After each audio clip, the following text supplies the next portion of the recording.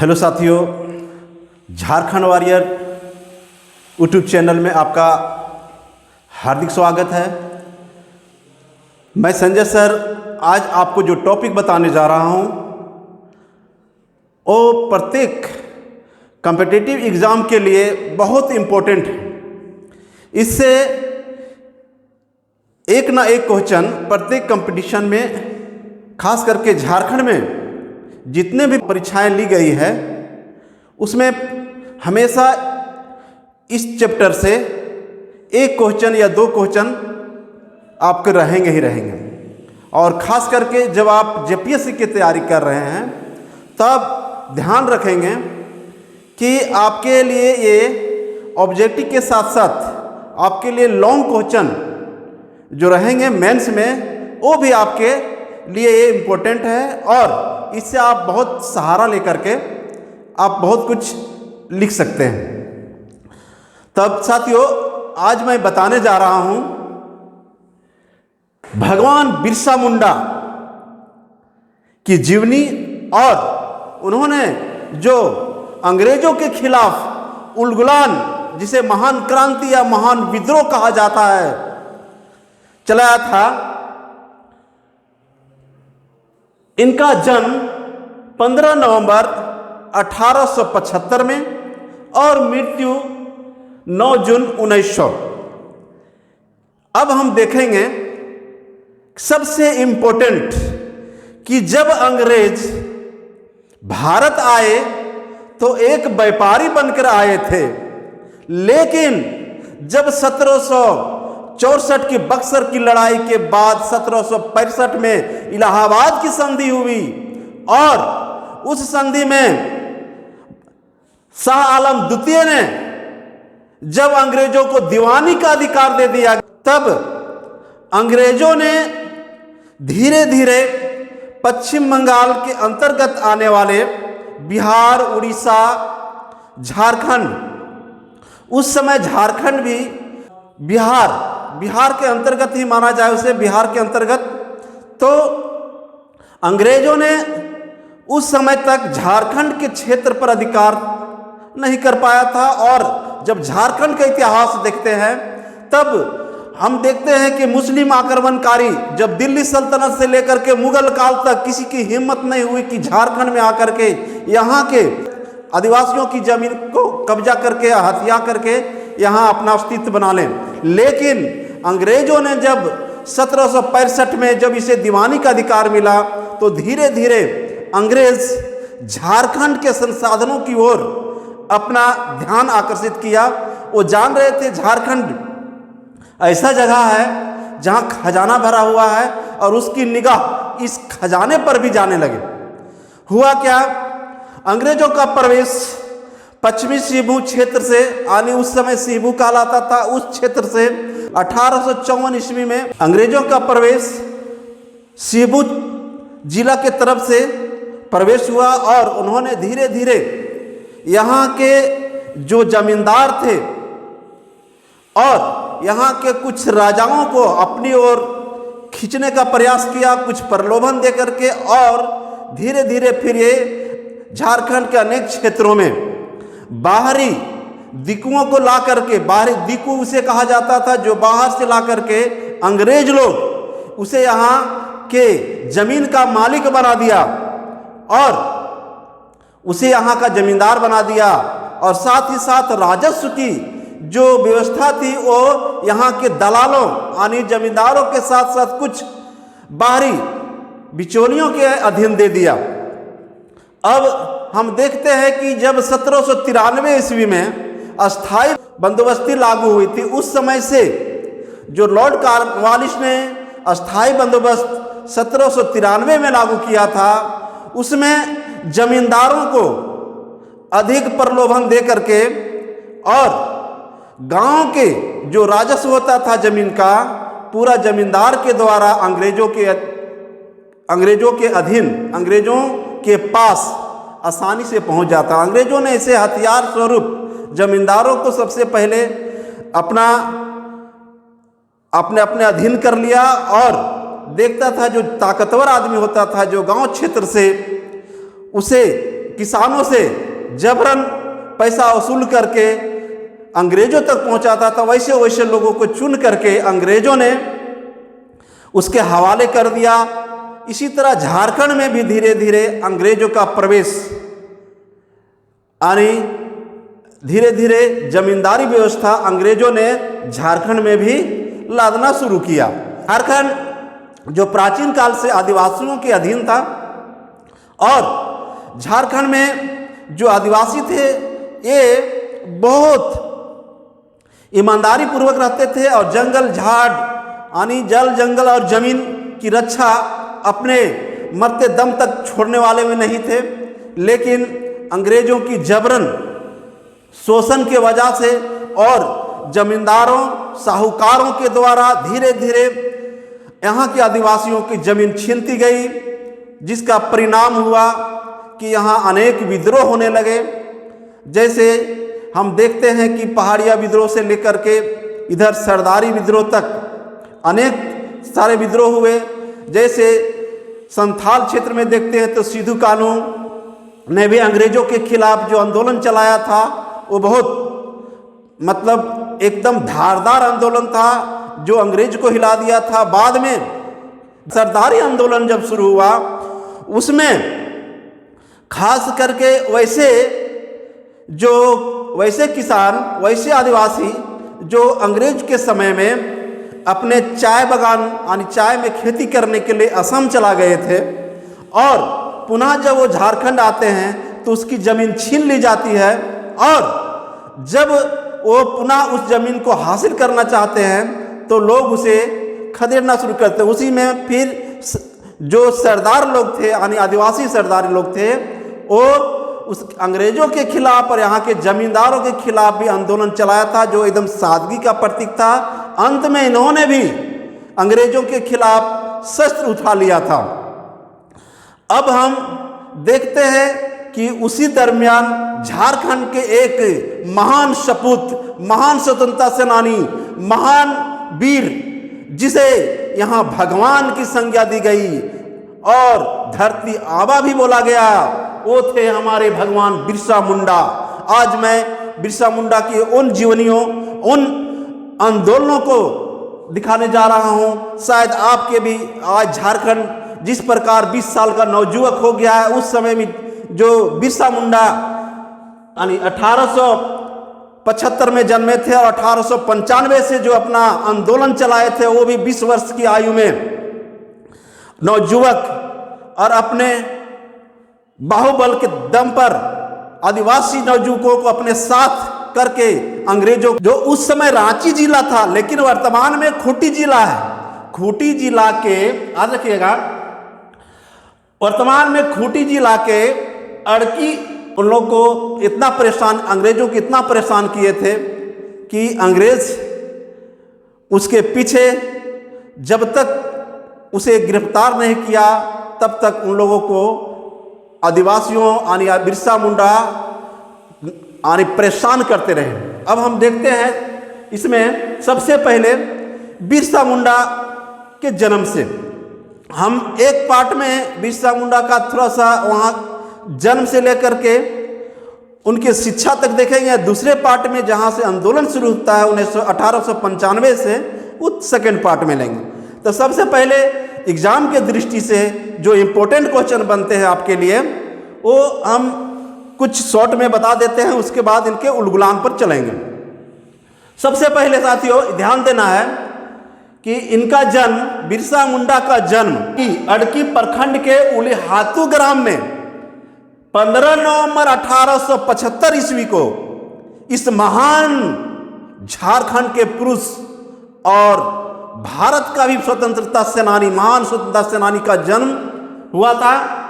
इनका बचपन का नाम, वैसे दिन था जिस दिन ये जन्म लिए थे वो दिन था बृहस्पतिवार। तो मुंडा व्यवस्था के अनुसार वहाँ के कुछ उसके जो नज़दीकी आदमी थे उन्होंने देखा कि भाई बृहस्पति का दिन बहुत अच्छा दिन है, और उन्होंने भविष्यवाणी किया था। अगल बगल के लोग आए, बोले कि भाई बृहस्पति का दिन बहुत अच्छा दिन है और ये वाकई में एक महान पुरुष बनेगा और इसका नाम बृहस्पति के दिन जन्म होने के चलते इसका नामकरण बिरसा रखा गया, यानी बिरसा नाम रखा गया। तो बृहस्पतिवार के दिन जन्म हुआ था इनका, इसलिए बिरसा नाम पड़ा। लेकिन बचपन का नाम दाऊद मुंडा रखा गया था। दादा, इनके दादा जो थे, वैसे बिरसा मुंडा का जो परिवार था ये घुमंतू किस्म के था। कारण क्या था कि इनकी अपनी जमीन नहीं थी और ये मजदूरी के काम, दूसरे के घरों में बटाई का काम करते थे और ये एक स्थान से दूसरे स्थान चले जाते थे। कुछ दिन में यहाँ काम किए, कुछ दिन दूसरे जगह। बहुत गरीब परिवार से बिरसा मुंडा आते थे।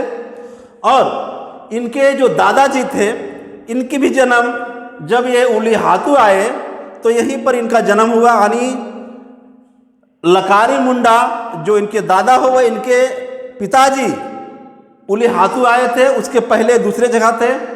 तब क्या है, ये दादा लकारी मुंडा थे इनका, और बिरसा मुंडा का पिता का नाम सुगना मुंडा। ये सब सिंपल क्वेश्चन पूछा जाता है। पिता का नाम सुगना मुंडा और माता का नाम कर्मी हाथू या कर्मी मुंडा भी कहा जाता है। बिरसा के पूर्वज, जो इसके पूर्वज थे, यानी लकारी मुंडा के जो पिताजी वगैरह थे, दादाजी वगैरह थे, पिताजी तो यहीं पर रहे लेकिन दादाजी वगैरह, इनके पूर्वज जो थे चूटू मुंडा और नागू मुंडा। चूटू मुंडा और नागू मुंडा कहा जाता है कि एक समय में जो रांची का चुटिया क्षेत्र है, जिसे झारखंड यानी उस क्षेत्र का उप शहर बोला जाता है, अच्छे शहर के अंतर्गत आता है रांची क्षेत्र में चुटिया। तो चुटिया में वो रहते थे, चूटू मुंडा और नागू मुंडा। कहा जाता है कि इसी के नाम पर छोटा नागपुर नाम पड़ा है झारखंड का। चूटू मुंडा और नागू मुंडा के नाम पर छोटा नागपुर नाम पड़ा है। और बिरसा मुंडा के जो परिवार थे, जैसे मुंडा जनजाति में 12 गोत्र होते हैं, जिसमें से मुंडा पट्टी या पुर्ती गोत्र से आते थे। याद रखना है, बिरसा मुंडा पुर्ती गोत्र से आते थे या पट्टी, दोनों में से जो रहे, पट्टी रहे या पुर्ती, एक ही चीज है, पट्टी गोत्र से आते थे। और इनका अन्य नाम धरती आबा है। बिरसा मुंडा को ही धरती आबा कहा जाता है। इसके बारे में आगे बताएंगे हम। प्रारंभिक शिक्षा होता क्या है, बिरसा मुंडा का परिवार बहुत गरीब।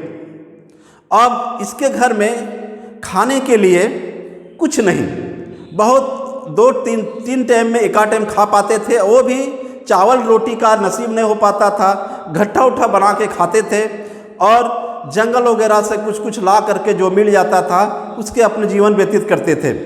तो गरीबी के वजह से बिरसा मुंडा को शुरू में अपने मामा के यहाँ भेज दिया जाता है और वहीं पर उनकी प्रारंभिक शिक्षा होती है। जहाँ पर सलगा एक गांव है, वहीं पर एक स्कूल था, जयपाल नाग चलाते थे स्कूल को, टीचर वही थे। यानी प्रारंभिक शिक्षक जो हुए इनके जयपाल नाग, उन्हीं द्वारा संचालित स्कूल था सलगा स्कूल, यानी सलगा गांव में सलगा स्कूल था, जहां पर उनकी प्रारंभिक शिक्षा हुई। धार्मिक गुरु, इनका धार्मिक गुरु आनंद पांडे थे। राजनीतिक शाखा के प्रमुख, ये सब इंपॉर्टेंट है, फिर हम लोग उलगुलान में इसके बारे में चर्चा करेंगे। राजनीतिक शाखा के प्रमुख थे दोनका मुंडा। यहाँ ध्यान देना है, प्रारंभिक शिक्षक जयपाल नाग, धार्मिक गुरु आनंद पांडे और राजनीतिक शाखा के प्रमुख दोनका मुंडा। धार्मिक और सामाजिक शाखा के प्रमुख सोम मुंडा। जयपाल नाग प्रारंभिक शिक्षक, आनंद पांडे धार्मिक शिक्षक, दोनका मुंडा राजनीतिक शाखा के प्रमुख और सोम मुंडा जो थे ये धार्मिक और सामाजिक शाखा के प्रमुख थे। हुआ क्या था, जब बिरसा मुंडा ने शिक्षा ग्रहण करने के बाद, आनंद पांडे से शिक्षा ग्रहण करने के बाद जब अंग्रेजों के खिलाफ आंदोलन छेड़ा, तो सबसे पहले उन्होंने धार्मिक क्षेत्र पे अपना हस्तक्षेप किया और खास करके यहाँ के मुंडा जनजातियों को अपने विश्वास में लाया और उसके लिए कुछ धार्मिक विचारधारा को आगे बढ़ाया और कुछ राजनीतिक विचारधारा को आगे बढ़ाने के लिए इन्होंने अलग अलग अपने विश्वासी लोगों को रखा, जिसमें धार्मिक और सामाजिक शाखा का देखरेख करने वाला सोम मुंडा था और राजनीतिक शाखा का प्रमुख दोनका मुंडा था। ये याद रखना है। सेना का सेनापति जो इनका एकदम नजदीकी अपना दोस्त गया मुंडा। क्वेश्चन ऐसे भी बनता है कि बिरसा मुंडा का जो दोस्त था उसका क्या नाम था, तो गया मुंडा, और उन्हीं को अपना सेनापति बनाया था। बिरसा मुंडा ने गया मुंडा को अपना सेनापति बना और इनकी पत्नी यानी गया मुंडा की पत्नी मानकी मुंडा, इन्होंने भी बिरसा मुंडा आंदोलन जो चलाए थे उलगुलान, उनमें बहुत सहयोग किए अपने यानी गया मुंडा और इनकी पत्नी मानकी मुंडा, ये दोनों ने बहुत सहयोग किए थे। बिरसा मुंडा चौथे स्थान पर इनका था। बड़ा भाई कोमता मुंडा, बड़ा भाई का नाम था कोमता मुंडा। दो बहनें, बड़ी बहन डस्कीर और छोटी बहन चंपा थी। बड़ा भाई का नाम था कोमता मुंडा, बड़ी बहन के नाम था डस्कीर और छोटी यानी बिरसा से जो तीनों बड़े थे यानी छोटी बहन चंपा, और चौथे में खुद बिरसा थे। और बिरसा मुंडा का जो परिवार था, जैसे बिरसा मुंडा का परिवार ये क्या थे, एक तरह से जंगलों में भेड़ चराते थे, तो बिरसा मुंडा भी भेड़ चराते थे।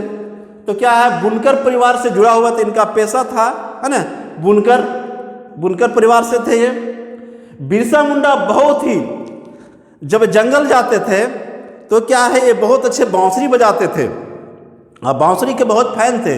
और इनकी बांसुरी बजाने पर, जो ये बांसुरी बजाते थे तो अगल बगल के सारे आदिवासी दौड़ के आ जाते थे और सुनते थे, बहुत अच्छे धुन में बजाते थे। बिरसा जंगल में ये भेड़ चराया करते थे। बिरसा मुंडा ने कद्दू से, यहां ध्यान रखना है कि बिरसा मुंडा ने कद्दू से एक तार वाला वादक यंत्र जिसका नाम है तुइला, वो क्या किए थे, कद्दू को काट करके उसमें तार लगा करके एक वादक यंत्र यानी बजाने के लिए बनाए थे। उसका नाम था तुइला बनाया था। यानी बिरसा मुंडा ने कद्दू से एक तार वाला वादक यंत्र जिससे आवाज निकलती थी, उसका नाम था तुइला। शुरुआत में इतना ही नहीं, बिरसा मुंडा जो है वो जंगल जाते थे और जंगल में जड़ी बूटी का खोज करते थे, कौन जड़ी बूटी में क्या क्या दवा, क्या किससे क्या फायदा हो सकता है। तो कहा जाता है कि उन्होंने जड़ी बूटी के बहुत सारे खोज किए, रिसर्च किए, शोध किए। छोटे उम्र से ही उनका जो है जड़ी बूटियों से लगाव हो गया था और वो धीरे धीरे एक वैद्य भी बन गए थे, यानी इलाज कर देते थे, अच्छे से अच्छे बीमारी का जड़ी बूटी से इलाज कर देते थे। तो क्या है, वे वैद्य का भी काम किए। उनका नाना का नाम डिबर मुंडा था, नाना का नाम डिबर मुंडा था और अपनी मौसी जौनी के यहाँ खटंगा में कुछ दिन वहाँ भी बिताए थे। बिरसा मुंडा अपने मौसी के यहाँ भी, जो नाम था उसकी मौसी का नाम था जौनी, वहाँ भी कुछ बिताए।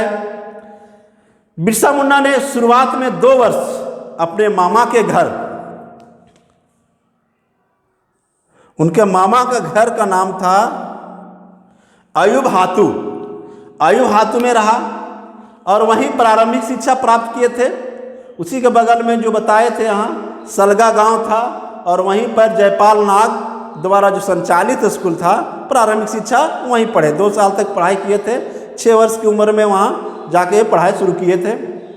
चाईबासा के लूथरन ईसाई मिशन, अब क्या हुआ, ध्यान देना है कि शुरू में जब बिरसा मुंडा छोटे थे उसी समय इसके परिवार, अंग्रेज क्या कर रहे थे, ध्यान देना है यहाँ कि अंग्रेज आदिवासियों को अपनी ओर खींचने के लिए जान रहे थे अंग्रेज कि ये बहुत गरीब लोग हैं और इसे अगर थोड़ा सा भी प्रलोभन दिया जाएगा तो ये मेरी ओर और मेरा वफादार बन जाएंगे। तो अंग्रेजों ने क्या किया, जब यहाँ 1854 में यहाँ अंग्रेजी पादरी का आगमन हुआ, अंग्रेजी ईसाई धर्म का जो प्रवेश हुआ, उसके बाद इनका मेन टारगेट ये था कि अंग्रेज चाहते थे कि इसे क्या किया जाए, बंद आँख में, यानी इसका आँख बोला जाए कि आँख बंद कीजिए आप, और एक हाथ में इसको बाइबल धरा दिया जाए, और इसके बदले इसकी आँख खुले तो पता चले कि इस बाइबल के बदले इसकी सभी जमीन चली गई। यानी एक हाथ में इनको बाइबल धरा देता और उसकी जमीन सारे अंग्रेज लोग हड़प लेते थे। यानी ईसाइयत का प्रलोभन देकर के ईसाई आप बने तो आपको सब तरह यानी कुछ नौकरी भी दिया जाएगा और कुछ आर्थिक स्थिति से कुछ मजबूत कर दिया जाता था। इस तरह से कुछ जो है बहुत सारे आदिवासी लोग अंग्रेजों के अधीन होते गए और ईसाई धर्म को स्वीकार करते गए, जिसके कारण बिरसा मुंडा के परिवार भी उसके प्रलोभन में आ गए। और इसके दादा के समय से यानी जब बिरसा मुंडा छोटे थे तो इसके पिताजी, इसके चाचा सभी को ईसाई धर्म स्वीकार कर लिए। तो चाईबासा के लूथरन ईसाई, अब क्या हुआ, उस समय अंग्रेज क्या किए थे, पादरियों के माध्यम से भारत में अनेक जगह पर स्कूल खोल दिए थे और उनका मेन टारगेट था कि ईसाई धर्म का प्रचार करना और साथ ही साथ यहाँ के लोगों को, इसके दिमाग में, यहाँ के लोगों को दिमाग में ऐसा बुद्धि भर देना है जो ये क्या है, अपने दिमाग से ये क्या बने कि एक अंग्रेज बने, यानी अंग्रेज के वफादार बने, और अपने शरीर से भले ये भारतीय बने लेकिन दिमाग से ये ईसाई बने। इस तरह के पूरे ये ईसाई मिशनरी का दिमाग, मतलब ईसाई मिशनरी चाहते थे कि लोग, जो पादरी लोग थे वो चाहते थे कि अंग्रेजों यानी अंग्रेजी शिक्षा के द्वारा यहाँ के लोगों को अपना बना लेना है। और वो कहते थे कि ये बर्बर लोग हैं, आदिवासी लोग बर्बर लोग हैं और इसे हमें सभ्य बनाना है। ये सब बहाना करके अंग्रेजों ने यहाँ के आदिवासियों को, यहाँ के जनजातियों को अपनी ओर, अपने धर्म में परिवर्तन करते चले गए। तब उस समय क्या है कि अधिकांश मिशन स्कूल खुलते थे। तो यहाँ पर जो चाईबासा है, अभी वर्तमान में पश्चिम सिबू क्षेत्र का जो चाईबासा शहर है, वहाँ पर चाईबासा के लूथरन ईसाई मिशन, वहाँ एक स्कूल खुला हुआ था, लूथरन ईसाई मिशन। ये जर्मन ईसाई पादरी लोग खोले हुए थे। तो वहीं पर इनकी जो है, यहाँ ये प्रारंभिक शिक्षा के बाद जो दूसरी शिक्षा यानी उच्च शिक्षा के लिए, प्रारंभिक शिक्षा के बाद कुछ दिनों के लिए यहाँ ये बताए थे, जयपाल नाग ने बताया था कि शुरू से ये बच्चा क्या है, बहुत तेज है और इसे अच्छे विद्यालय में अगर एडमिशन कराया जाए तो वाकई में ये बच्चा बहुत तेज निकलेगा। इसलिए वैसे इनके पिताजी पढ़ाई लिखाई में इंटरेस्ट नहीं रखते थे, सोचते थे पढ़ लिख के क्या करेगा, हम लोग गरीब हैं। लेकिन उनके मामा के द्वारा ही आगे जब यहाँ 2 साल पढ़ाई की गई, फिर बाद में चाईबासा के लूथरन ईसाई मिशन में जब इनका प्रवेश करवाया जाता है तो वहाँ नियम था कि वहाँ सिर्फ ईसाई धर्म वाले को पढ़ाई करवाई जाती थी। तब बिरसा मुंडा जो थे वो क्या थे, ये बिरसा मुंडा को सबसे पहले इसमें प्रवेश करने के बदले ईसाई धर्म स्वीकार करना था। और जब बिरसा मुंडा ईसाई मिशन स्कूल में प्रवेश के लिए गए तो इनका नाम बदल करके बिरसा डेविड रख दिया गया, बिरसा डेविड रख दिया गया। जब ये चाईबासा के लूथरन ईसाई, वो जर्मन लूथरन ईसाई मिशन स्कूल में गए तो इनका नाम बदल दिया गया और नाम रखा गया बिरसा डेविड। अब क्या है, यहाँ ध्यान देना है कि उली हाथू बीर बांकी, अब क्या है, इनके परिवार जो है, देखते हैं बिरसा मुंडा के परिवार उली हाथू से जाते हैं बीर बांकी। बीरबांकी से चंबा, चंबा से चलकद, चलकद से बम्बा, और बम्बा जब जाते हैं तो यहीं पर पूरा इनका परिवार ईसाई धर्म को स्वीकार कर लेते हैं। बम्बा में जा कर के एक जगह ही नहीं रहते थे, इनका परिवार जो थे क्या है, सुगना मुंडा के समय ही एक जगह से दूसरी जगह तीसरी जगह इस तरह जाके बसते चले गए, यानी घुमंतु किस्म के थे। तो ये ईसाई धर्म कहाँ से स्वीकार किए, तो बम्बा में, बम्बा एक जगह है खूंटी क्षेत्र का ही, वहीं पर जाकर के ये ईसाई धर्म को स्वीकार किए। सुगना का जब ईसाई धर्म स्वीकार किए तब उनके पिताजी का नाम मसीही नाम, यानी सुगना के जगह पर मसीही 10 उनके पिताजी का नाम रख दिया गया। जब वो ईसाई धर्म स्वीकार कर लिए मसीही 10, और बिरसा का दाऊद मुंडा पड़ा। बिरसा मुंडा का नाम दाऊद मुंडा, यहीं पर दाऊद मुंडा रखा गया। जब ईसाई धर्म के इनके पिताजी स्वीकार कर लिए, ईसाई धर्म में अपना धर्म को परिवर्तन कर दिए, तब सुगना का नाम यानी उनके पिताजी का नाम रह गया मसीही 10, पिताजी का नाम रखा गया मसीही 10, और बिरसा का नाम रखा गया दाऊद मुंडा, जब ईसाई धर्म को स्वीकार किए।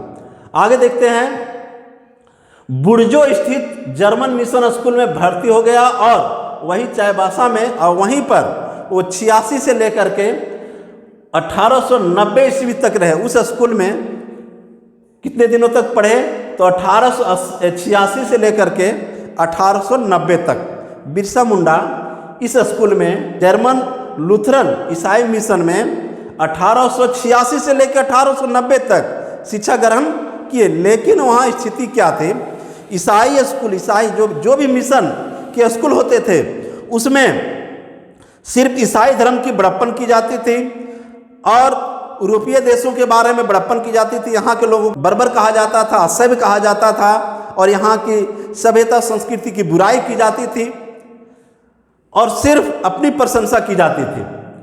होता क्या है, ध्यान देना आगे, वहाँ एक बुढ़ी रहती थी।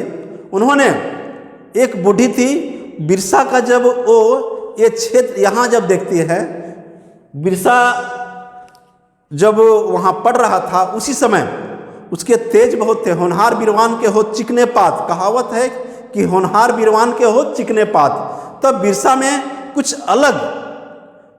अलग दिखते थे बिरसा। और वहाँ एक बुढ़ी थी, जब बिरसा का ये यहाँ पर देखते हैं हेड, तो वह क्या धार बना हुआ था ऐसे ऐसे, वो बुद्धिमानों का थोड़ा सा निशानी का प्रतीक होता है। उन्होंने, एक बुढ़ी ने कहा था, क्या कहा कि भविष्य में ये लड़का बहुत महान आदमी बनेगा और ये बहुत नाम कमाएगा। वहीं पर, कहाँ पर, ये जर्मन मिशन स्कूल में। इस अवधि में जर्मन लूथेरन और रोमन कैथोलिक ईसाइयों की भूमि आंदोलन, और उसी समय उस क्षेत्र में क्या है कि जर्मन लूथेरन और रोमन कैथोलिक ईसाई के भूमि आंदोलन चल रहे थे। वहीं पर चाईबासा मिशन में, वही स्कूल जहां वो पढ़ रहे थे, वहां पर कुछ सरदारी आंदोलनकारी जो थे आदिवासी, वो, और उन्होंने, जब भूमि आंदोलन चल रहा था किसके द्वारा, जर्मन लूथेरन और रोमन कैथोलिक ईसाइयों के द्वारा, उसी क्रम में चाईबासा मिशन में जहां पर स्कूल था, वहीं पर वहीं के टीचर के द्वारा डॉक्टर नोट्रेट उपदेश दे रहे थे। वहाँ के एक पादरी था, उनका नाम था डॉक्टर नोट्रेट। वो उपदेश दे रहे थे, और सुनने वाले बहुत सारे आदिवासी थे, जिसमें कि बहुत सारे जो आदिवासी ईसाई धर्म को स्वीकार कर लिए थे, और कुछ सरदारी आंदोलन के नेता लोग जो थे, बहुत सारे आदिवासी लोग, वो बैठ के सुन रहे थे। तो ये डॉक्टर नोट्रेट उपदेश दे रहे थे, और उसमें वो बोल रहे थे कि जो ईसाई बनेंगे, जो ईसाई धर्म को स्वीकार करेंगे, क्या है, और उनके अनुदेशों का जो पालन करेंगे, ईसाई धर्म स्वीकार करेंगे और उनके अनुदेशों का जो पालन करेंगे, उन्हें अपना जमीन दे दिया जाएगा, उसकी जमीन को दे दिया जाएगा, और बहुत सारी सुविधाएं दी जाएगी।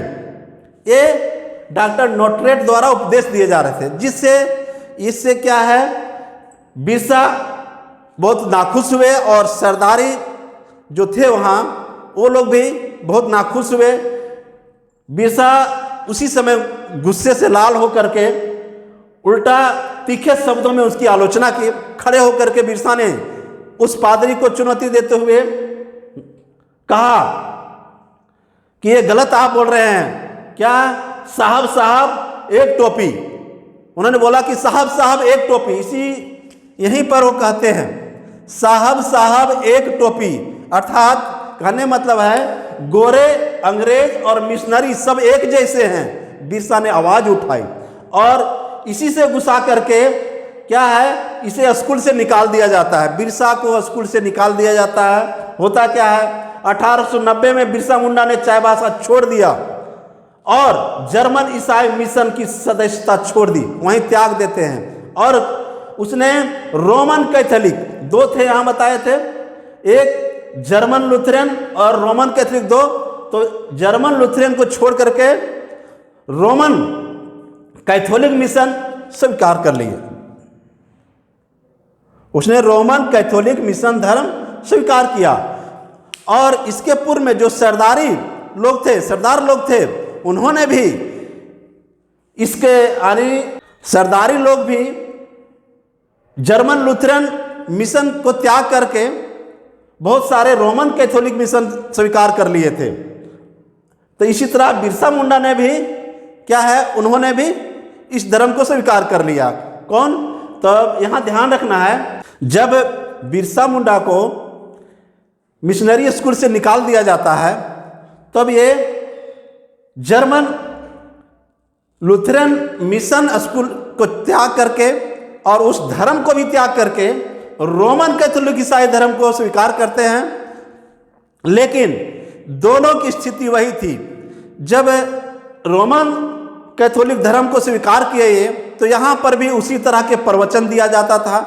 यहाँ के भारत के लोगों की बुराई की जाती थी, यहाँ के लोगों को बर्बर कहा जाता था, असभ्य कहा जाता था, यहाँ की संस्कृति परंपरा को गलत बताया जाता था। वो सिर्फ अपनी प्रशंसा करते थे। इससे भी ये क्या है, नाखुश हो गए बिरसा और सरदारी लोग भी। फिर पुनः इन लोग क्या किए, इसे भी लोग त्याग देते हैं, फिर पुनः सरदारों जैसा अपने धर्म की ओर लौट आए। जिस प्रकार सरदार लोग अपना धर्म यानी ईसाई को छोड़ करके, ईसाई धर्म को छोड़ करके पुनः जो अपना प्राचीन धर्म था उसमें जो लौट आते हैं, उसी प्रकार बिरसा मुंडा ईसाई धर्म को त्याग करके पुनः अपने जो जनजातीय धर्म था उसमें लौट आते हैं। अब हुआ क्या, यहाँ से बिरसा मुंडा का जो जीवन है यहाँ से एक दूसरे क्षेत्र की ओर बदलना शुरू होता है।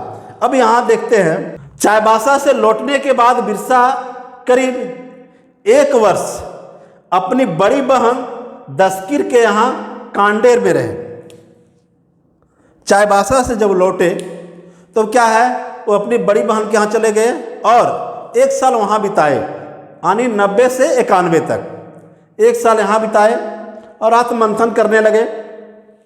अब क्या है, उसी क्रम में घूमते घूमते थोड़ा जंगलों की ओर भटकते थे, घूमते थे, जाते थे जंगल में। जंगल से इनको बहुत लगाव था, जंगल के जीव जंतु, जंगल के पेड़ पौधे सभी से इनका लगाव था।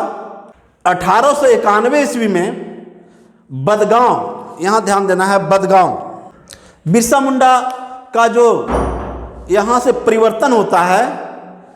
1891 में बदगांव में उनकी मुलाकात आनंद पांडे से हुआ। और आनंद पांडे कौन थे, तो वहाँ उस क्षेत्र के जो जमींदार थे जगमोहन सिंह, उस क्षेत्र के जमींदार जगमोहन सिंह थे और उन्हीं के ये मुंशी थे। कौन? आनंद पांडे। उनसे जब ये मिले, देखे उनके यानी बिरसा मुंडा का जब तेज देखे उन्होंने, तो वाकई में वो पहचान गए कि हाँ, ये लड़का मतलब वाकई में कुछ बुद्धिमान लड़का है और ये कुछ कर सकता है। तो जब इसके संपर्क में बिरसा मुंडा आए, किसके? आनंद पांडे के संपर्क में, तो फिर इन्होंने क्या है, ये आनंद पांडे जो थे क्या है, अपने जो थे ये स्वांसी जाति के थे। स्वांसी जाति का एक धार्मिक व्यक्ति था। जो आनंद पांडे स्वांसी जाति का एक धार्मिक व्यक्ति था, जिससे बिरसा मुंडा ने क्या सीखा। तब ये रामायण महाभारत, रामायण में राम लक्ष्मण, महाभारत में कृष्ण अर्जुन, ये सब के जब ये श्रवण किया, अध्ययन किए, उनके द्वारा बताए गए, तो इनमें अचानक जोश जगा कि अगर वैसे वैसे लोग महान लोग थे तो हम भी कुछ बन सकते हैं। और यहीं से इनका जो क्षेत्र है कुछ बदलना शुरू हुआ। आनंद पांडे से मिलकर बिरसा ने वैष्णव धर्म के सिद्धांतों का श्रवण किया। आनंद पांडे, पांड भी बोला जाता था उनको, पांडे और पांड भी रहे ऑप्शन में, तो भी ध्यान रखना है।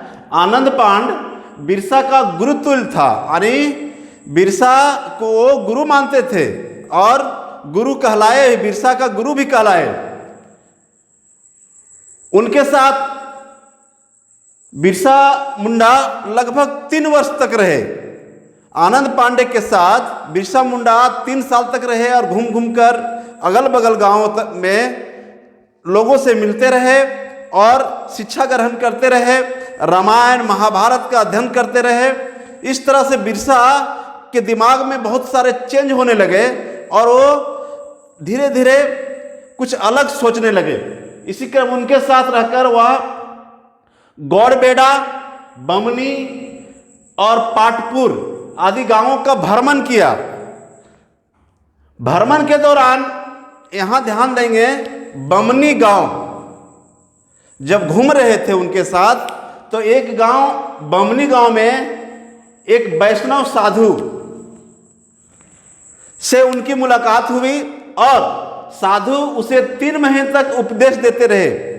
आनंद पांडे के अतिरिक्त जब ये बमनी गांव गए तो वहाँ एक साधु जो वैष्णवी था, उनसे जब मिले और उनके साथ 3 महीना बिताए और उनके उपदेश से प्रभावित होकर के ये क्या है कि मांस खाना छोड़ दिए, एकदम ये अहिंसावादी हो गए, मांस खाना छोड़ दिया। ये साधु से प्रेरित होकर के और जनेऊ धारण करने लगे और धर्म प्राणेयता का जीवन व्यतीत करने लगे और उस पर विशेष जोर भी देने लगे।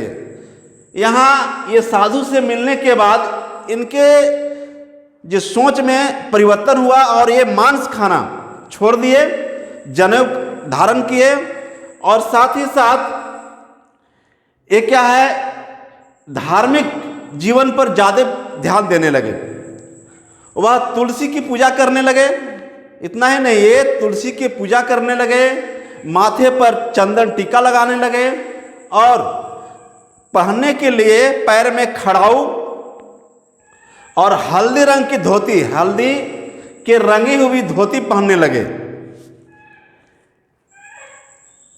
गौ हत्या को भी इन्होंने रुकवाया। जब इस तरह से आनंद पांडे और ये साधु से मिले, उनके बाद ये अहिंसावादी हो गए और गाय जो है उनके गाय के प्रति बहुत बड़ा लगाव हो गया और वो गौ हत्या का विरोध करने लगे। समाज में गौ हत्या नहीं करने के लोगों को प्रेरित करने लगे। यह समय व्यक्तित्व निर्माण का था। ये समय जो देख रहे हैं 90 से 93 के समय, 3 वर्षों का ये समय रहा, 3-4 वर्षों का इनका जो समय था, ये क्या है, इनका व्यक्तित्व निर्माण का समय रहा। 90 से 93 तक व्यक्तित्व निर्माण का समय रहा इनका। और बिरसा 19 वर्ष का एक बलिष्ठ और सुंदर युवक बन चुका था। जब ये 19 वर्ष की आयु में प्रवेश किए तो उनकी आयु उस समय 1894 तक बिरसा 19 वर्ष का एक बलिष्ठ और सुंदर युवक बन चुका था। सरदारों के भूमि संबंधी आंदोलन के अदम्य प्रभाव ने यानी 1886 से 90 तक जब ये चाईबासा में शिक्षा ग्रहण कर रहे थे तो इनका पूरा परिवार सरदारी मुंडा आंदोलन से बहुत प्रभावित थे और ये भी बिरसा मुंडा भी इनकी चर्चाओं को सुनते थे और इनसे बहुत प्रभावित हुए। बिरसा को मिशनरियों से भिड़ने तथा स्कूल छोड़ने के लिए बाध्य किया। ये सरदारी मुंडा लोग जो थे इनसे इतना प्रभावित हुए कि ये मिशनरियों से लड़ गए और उनके खिलाफ होते गए, और साथ ही साथ ये विद्यालय भी छोड़ दिए इनसे प्रभावित होकर के। किनसे? तो ये सरदारी मुंडा लोगों से। बिरसा ने सरदार आंदोलन का अनुसरण किया। बिरसा मुंडा जो थे सरदारी आंदोलन से बहुत प्रभावित हुए थे और क्या है, इनके आंदोलन का अनुसरण किया। बाद में भूमि संबंधी अधिकारों की मांगों को लेकर चल रहे सरदारी मुंडा आंदोलन में विशेष रूप से भाग लिया। जब सरदारी मुंडा आंदोलन चल रहा था, ये उनमें भी भाग लिए और उनसे प्रेरित होकर के अपना अलग विचार रखने लगे। अब आगे देखते हैं कि धार्मिक जीवन इनका जो उधर 90 से 93 तक जो प्रवेश हुआ धर्म के क्षेत्र में, यानी यहाँ से प्रभावित होकर के आनंद पांडे से और जो वैष्णव साधु से, उसके बाद इनके जीवन में जो परिवर्तन हुआ, तब ये यहाँ से अपना ये विचार बदलते हैं। अब बिरसा की जीवन एक सरदार की तरह व्यतीत हो रहा था। अब वह धार्मिक प्रभाव में रहता था। 1895 में वह सिंहबोंगा का दूत कहलाने लगा। हुआ क्या? 1894 में पूरे झारखंड में लगातार अकाल और महामारी बहुत जोर से फैल गया था, और उस समय बिरसा जो थे क्या है, लोगों के बीच जा करके लोगों की सेवा करते। भले ही अपने आप ये बहुत गरीब थे, लेकिन लोगों को जा करके अपनी मजबूरी से लड़ने के लिए प्रेरित करते थे और लोगों को जा करके जड़ी बूटी दे करके लोगों को ठीक करते थे। कुछ ऐसा भी कहा जाता था कि जो बिरसा के संपर्क में आते थे, बिरसा जो जड़ी बूटी दे देते थे, जिसे आशीर्वाद देते थे, वे रोग मुक्त हो जाते थे। इससे लोगों में विश्वास बढ़ता गया और लोग बिरसा के उपदेशों को सुनने लगे। लोग उनके कहने पर नौजुवक लोग टूट पड़ते थे, आ जाते थे। अब वह मुंडाओं के बीच बोंगा एवं पूजा प्रथा का नफरत, जैसे अनेक देवताओं के पूजा लोग करते थे मुंडा समाज में, तो उसका लोग क्या, बिरसा ने कहा कि अनेक देवताओं की पूजा नहीं करना है, सिर्फ एक सिंहबोगा का पूजा करना है। अनेक देवी देवताओं के स्थान पर सिर्फ सिंहबोगा की उपासना, जो एकेश्वरवाद में आस्था रखते थे। पूजा के लिए सरना स्थल को मान्यता, दूसरे जगह मंदिर वगैरह जाने के लिए नहीं बोलते थे, वो बोलते थे सिर्फ पूजा करने के लिए सिर्फ सरना स्थल ही हम लोगों के लिए बहुत उपयुक्त है, और वो सरना स्थल को ही मान्यता देते थे। हंडिया समेत सभी प्रकार के मदपान का वो निषेध किए। बोले एक तो गरीबी से हम लोग झेल रहे हैं, उधर जमींदार परेशान कर रहे हैं, उधर साहूकार परेशान कर रहे हैं, और इससे छुटकारा पाने के लिए हमें क्या, ये गलत आदतों को हमें छोड़ना पड़ेगा। ये हंडिया जो है मदपान, इसे एकदम सभी आदिवासी छोड़ दें।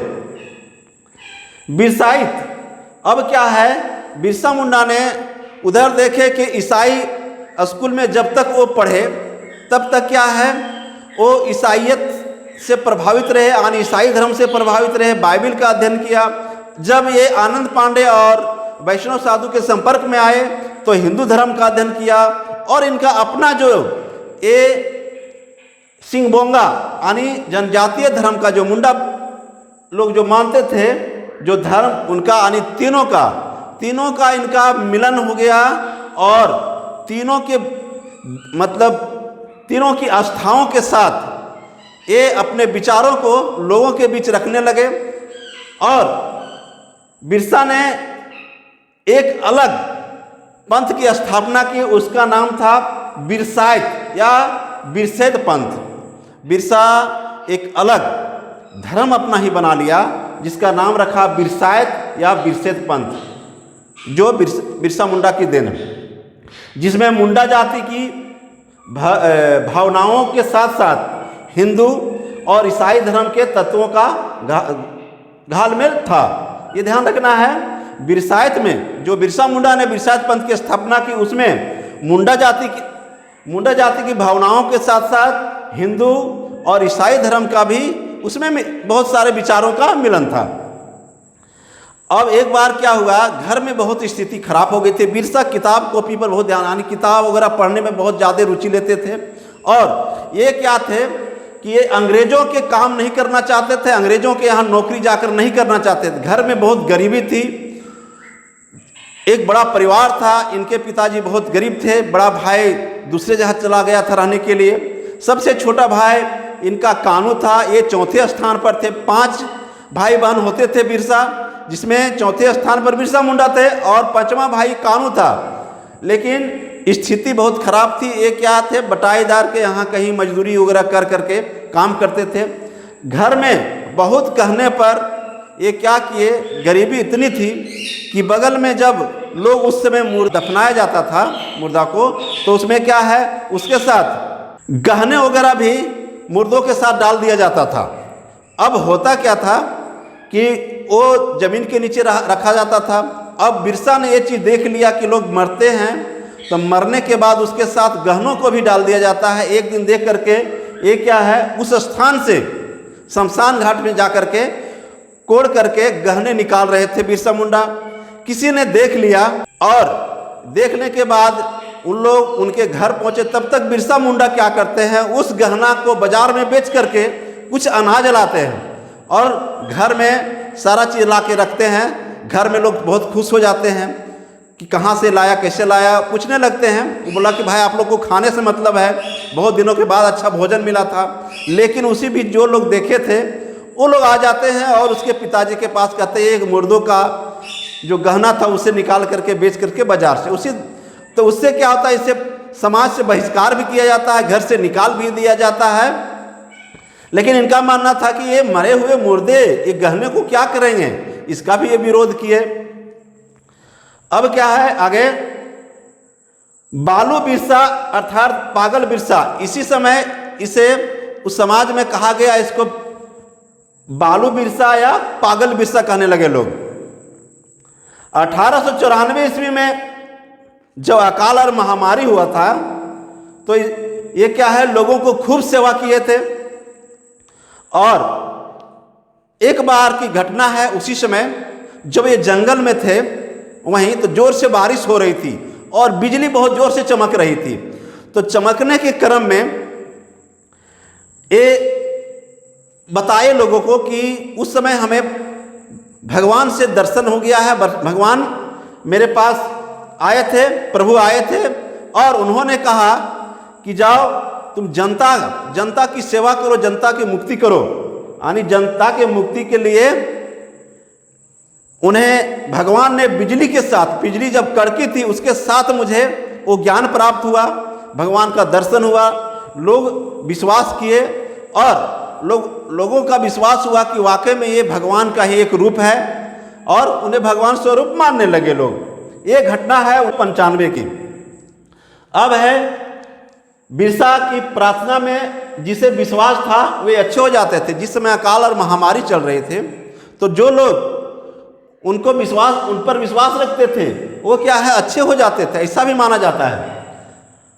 बिरसा मुंडा ने अंधविश्वास, रूढ़िवादिता और मदपान के प्रति लोगों को जागृत किया, जिसके चलते बिरसा मुंडा क्या कहलाए, धरती आबा कहलाए। अंधविश्वास, रूढ़िवादिता और मदपान के प्रति लोगों को जागृत किया, जिसके कारण वे आदिवासियों के लिए धरती आबा यानी धरती के पिता, आबा मतलब पिता होता है, विश्व पिता का अवतार कहलाने लगे। जब लोगों के बहुत सारे सेवा किए, रूढ़िवादिता के खिलाफ आवाज उठाए, अंधविश्वास के जो अंधविश्वास मतलब कहने का मतलब है कि लोग पुराने जो मान्यता रखते थे, झाड़ फूक मतलब टोटका उटका जो चलता है उसका विरोध किए थे। और इस तरह से ये क्या है, यानी धरती आबा कहलाए। और भगवान शब्द, जो भगवान बिरसा मुंडा हम लोग बोलते हैं, जो कहा जाता है भगवान बिरसा मुंडा, तो ये भगवान शब्द किसने कहा? सबसे पहले बिरसा के पहले भगवान लगाने वाला जो व्यक्ति था वो थानेदार मृत्युंजय नाथ लाल द्वारा पहली बार कहा गया था। भगवान शब्द का उच्चारण बिरसा के लिए थानेदार मृत्युंजय नाथ लाल ने पहली बार प्रयोग किया था और उसी के साथ भगवान बिरसा मुंडा का नामकरण हो गया। अब ये आगे देखते हैं, ये तो हो गया इनका धार्मिक अनुभव और धार्मिक जीवन। अब है धीरे धीरे बिरसा जो है आंदोलन की ओर मुड़ गए। अब यहाँ स्थिति क्या होती है कि बिरसा ने साहूकारों के खिलाफ, जमींदारों के खिलाफ, अंग्रेजों के खिलाफ देखा कि भाई ये बहुत जमींदार, साहूकार, अंग्रेज, और जिसके चलते मेरा पूरा समाज गरीबी की गर्त में गिरता जा रहा है। इसके लिए इन्होंने आंदोलन का रणनीति धीरे धीरे बनाने लगे। इसके पहले क्या थे, पूरा सामाजिक सुधार किए। तो अब तक बिरसा का आंदोलन केवल सुधारवादी 95 तक देखें तो क्या है, ये सुधारवादी रहा, समाज सुधार के काम किए। लेकिन अब क्या है, इनका जो अब सिद्धांत जो बदल रहा है, आंदोलन में बदलते जा रहा है। ईसाई मिशनरियों के विरोध का स्वर भी चल रहा था, जिसे मिशनरी के अधिकारी क्षुब्ध हो गए थे। जैसे जैसे बिरसा मुंडा अंग्रेजों के खिलाफ, उनके पादरियों के खिलाफ आवाज़ उठाने लगे, आने ईसाई धर्म के खिलाफ आवाज़ उठाने लगे, तो उन लोग क्या है, धीरे धीरे उन लोग क्षुब्ध होते चला गया। अंग्रेज लोग क्षुब्ध होते चला गया, पादरी लोग इसके खिलाफ अंग्रेजों को अंग्रेज अधिकारियों के पास शिकायत रखने लगे। अब क्या है, अब बिरसा का आंदोलन धीरे धीरे स्वतंत्र जन आंदोलन के रूप में भी विकसित हो रहा था। अब क्या है, धीरे धीरे ये जन आंदोलन बनते जा रहा। पहले देखें कि सामाजिक सुधार किए, धार्मिक विचारधारा के स्वरूप, अब है ये आंदोलन की ओर मुड़ने लगे। ये 95 से बिरसा की लोकप्रियता सरदार के रूप में उभरने लगा कि बिरसा जो है मुंडा समाज का सरदार हो गया। बिरसा की लोकप्रियता सरदार के रूप में उभरने लगा। 1895 ईस्वी में निर्दोष और धार्मिक रंग लिए हुए आंदोलन की शुरुआत हुई 1895 में। अब क्या है, यहाँ से ये बिरसा मुंडा अंग्रेजों के खिलाफ आंदोलन के बिगुल बजा दिए। कहाँ से? 95 से। अब देखते हैं कि कारण क्या था भाई, ये अंग्रेजों के खिलाफ क्यों आंदोलन किए। तो यहाँ अब देखेंगे कि 1882 में, 1875 में बिरसा मुंडा का जन्म हुआ। उसके पूर्व से ही जब अंग्रेज बताए कि अंग्रेज 1765 में जब दीवानी के अधिकार पूरे भारत में, खास करके वेस्ट बंगाल में लगाया, तब झारखंड भी उसके अंतर्गत आ गया। उसके बाद जब अंग्रेजों का प्रवेश झारखंड में होता है, तब क्या है, यहाँ आते के साथ अंग्रेजों ने सबसे पहले यहाँ अपने साथ जो उसके चमचे थे उसे जमींदार बनाया, और उसके साथ साहूकार आए जो यहाँ की जनता को अधिक इंटरेस्ट पर, अधिक ब्याज पर लोगों को पैसा देते थे, और नहीं देने के बदले जमीन उसका हड़प लेते थे। अब स्थिति क्या है, ध्यान देना है। 1882 में इंडियन फॉरेस्ट एक्ट के तहत क्या हुआ, यहाँ के आदिवासियों का जो जंगल यानी जो जमीन था, जंगल में क्षेत्र में, वो क्या है, पूरे करके जंगल के जमीन को छीन करके जमींदारों को और बिचौलियों को दे दिया गया, जिससे धीरे धीरे आदिवासियों का जमीन छीनता चला गया। ये 1882 में इंडियन फॉरेस्ट एक्ट था। पूरे भारत में जहाँ जहाँ अंग्रेज गए वहाँ क्या है, ये अपना एक्ट लगाए, जिससे जंगल में रहने वाले आदिवासी वर्ग के लोगों को, जनजातीय वर्ग के लोगों को बहुत दिक्कत हुई, और उन लोग जंगल से खदेड़ना शुरू कर दिया था अंग्रेजों ने, जिससे पूरे जनजातीय वर्ग क्षुब्ध थे। 1894 में छोटा नागपुर वन सुरक्षा कानून पास हुआ। अब यहाँ सबसे, झारखंड में देखेंगे तो सबसे खतरनाक यहाँ जल, जंगल और जमीन, ये तीन के लिए यहाँ के जनजाति लोग शुरू से ही अंग्रेजों के खिलाफ होते आए थे। और उसी बीच 1894 में छोटा नागपुर वन सुरक्षा एक्ट पास किया गया, जिसके तहत झारखंड के आदिवासियों को जंगल से खदेड़ दिया गया, और उसके जमीन को छीन करके यानी जमींदारों को और उनके और भी बिचौलिए थे उसे दे करके इन यानी आदिवासियों को इससे दूर करने लगे, जिससे आदिवासी वर्ग बहुत खपा हो गए और वो आंदोलन का रूप अपनाए, जिसकी अगुवाई अब बिरसा मुंडा करने लगे। अब यहाँ एक और व्यवस्था थी, खुदकटी व्यवस्था। ये खुदकटी व्यवस्था क्या थी, ये सामूहिक खेती होती थी, जिसमें पूरे गांव के लोग मिलकर खेती करते थे। लेकिन इसका भी ये क्या किए, अंग्रेजों ने खुटकती व्यवस्था को ख़त्म करके क्या ला दिए, तो अब बैठ बेगारी व्यवस्था, जिसे वो गुलाम बना करके रखते थे और जबरन उससे काम करवाते थे और उसके बदले बहुत कम मजदूरी, नहीं के बराबर मजदूरी देते थे। तो इससे भी जनजातीय वर्ग जो थे यहाँ ये बहुत नाखुश हुए। मिशनरियों का कोरा आश्वासन, जब यहाँ अंग्रेज मिशनरी आए, पादरी आए, तो इन्होंने सबसे पहले यहाँ की जनजातियों को प्रलोभन दिया, क्या कि आप अगर ईसाई धर्म स्वीकार करते हैं तो आपका जो आपकी ज़मीन जो छीनी गई है वो आपको वापस दी जाएगी और भी बहुत सारी सुविधाएं दी जाएगी। जिससे लोग क्या हुए, गरीब जनजातीय वर्ग थे, धीरे धीरे ईसाई धर्म को स्वीकार करने लगे। लेकिन जो आश्वासन दिए थे कि ज़मीन वापस करेंगे, वो नहीं दिए, सिर्फ ईसाई धर्म में परिवर्तन करा दिए और इससे इनको विश्वासघात करने की वजह से इन लोग क्या हुए, इन लोगों का मोह भंग हो गया, आदिवासियों का मोह भंग हो गया अंग्रेज पादरी के प्रति। अदालतों से निराशा। अब क्या है, जो अदालत उसमें न्यायालय जो होता था, अगर वहाँ लोग जाते थे अपनी ज़मीन की लड़ाई के लिए, तो वहाँ क्या है, वहाँ टोटल तो अंग्रेज अधिकारी होते थे, जिसके कारण अदालतों में भी इनकी हार होती थी। इन लोग इससे भी ये लोग बहुत नाखुश थे। यहाँ क्या हुआ, जमींदारों से ज़मीन छीनकर मुंडाओं के देना। हुआ क्या कि बहुत सारे जमींदार ऐसे थे, उसकी ज़मीन को छीन करके जो ईसाई धर्म स्वीकार कर लिए थे जो मुंडा, उनको ज़मीन दिया जा रहा था, जिससे भी लोग खपा थे। और स्वतंत्र मुंडा राज की स्थापना, बिरसा मुंडा की शुरुआत से ही ख्वाहिश रही कि यहाँ से अंग्रेजों को भगा करके मुंडा शासन व्यवस्था को स्थापित करें। इसके लिए भी उन्होंने आंदोलन छेड़ा और असंतुष्ट मुंडाओं को अपने धर्म में वापस लाना। ये सब क्या था, ये उद्देश्य थे। और इधर कारण, तब यहाँ देख रहे हैं कि बिरसा मुंडा जो एक नवजुवक बन चुके थे, 94-95 तक बिरसा मुंडा एकदम हट्ठा कट्ठा नवजुवक बन चुके थे, नौजवान बन चुके थे।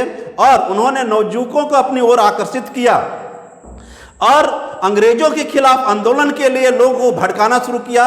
और घूम घूम कर गाँव में सभी को धार्मिक के साथ साथ राजनीतिक उपदेश देते गए, जिससे वहाँ के नवजुवक खास करके देखेंगे तो अपने क्षेत्र खूंटी, चाईबासा, रांची, ये सब क्षेत्रों में इनकी एक आवाज़ पर पूरे मुंडा वर्ग के लोग, मुंडा के साथ साथ खड़िया, उरांव हो जनजाति के लोग भी इनके संपर्क में आने लगे, जिसके कारण आंदोलन तेज होने लगा। अब आगे देखते हैं, जो आदिवासी क्रिश्चियन धर्म को स्वीकार कर लिए थे, बिरसा मुंडा का एक और उद्देश्य था कि सबसे पहले उसे अपने पुराने धर्म में उसे ले आवें, अपने धर्म में स्वीकार करवाएं और जो प्रलोभन के चलते गए हैं, ईसाई धर्म स्वीकार किए हैं, उसे पुनः अपने धर्म में लाना। और बिरसा मुंडा धीरे धीरे अंग्रेजों के खिलाफ वहाँ के आदिवासियों को, धीरे धीरे बिरसा मुंडा ने अपने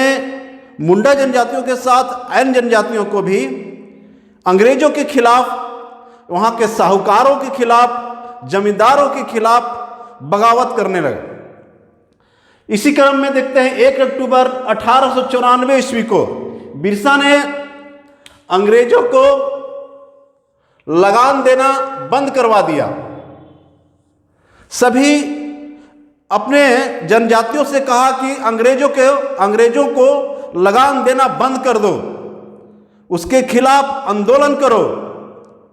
सबसे पहले 1 अक्टूबर 1894 को लगान देना बंद करने का आह्वान किया। 1895 ईस्वी में बिरसा मुंडा ने तमाड़ के चालकद गांव में ईसाई धर्म को त्याग कर सिंह बोंगा पूजा करने लगा और खुद को नबी कहा, अपने आप को नबी कहा। 1895 को बिरसा मुंडा पूर्ण रूपेण ईसाई धर्म को त्याग करके सिंह बोंगा की पूजा करने लगा और खुद को क्या कहा, नबी कहा। ये शब्द याद रखना है, नबी। धीरे धीरे वह भूमि संबंधी राजनीति आंदोलन का स्वरूप ले लिया। अब क्या है, बिरसा मुंडा लोगों को, अपने अनुयायियों को ये सुझाव देने लगा कि अब हमें अपनी भूमि को अंग्रेजों से छीनना है और जमींदारों से छुटकारा पाना है।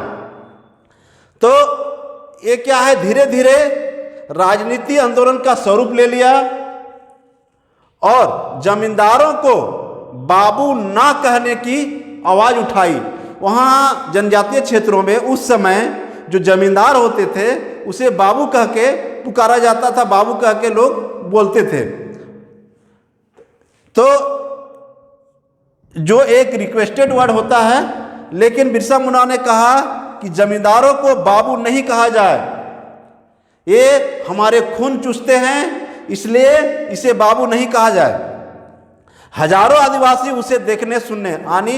इतना महत्व बिरसा मुंडा का धीरे धीरे जनजातियों में फैलने लगा कि लोग अब उसे देखने के लिए, उनके प्रवचनों को सुनने के लिए आने लगे। उसने अपने अनुयायियों को तीर व तलवार चलाने की शिक्षा व्यवस्था की। तीर और तलवार चलाने की व्यवस्था करने लगे कि लोग सीखो, चलाने के लिए सीखें और अंग्रेजों के खिलाफ सब एक साथ मिलकर के संगठित होकर के अंग्रेजों के खिलाफ लड़े। बिरसा ने शीघ्र ही 6000 समर्पित नवजुवक मुंडाओं का दल तैयार कर लिया, जो उस समय का कहें कि सबसे बड़ा एक दल के रूप में, यानी एक समूह के रूप में बिरसा मुंडा ने संगठित किया। बिरसा अब नेता बन गया।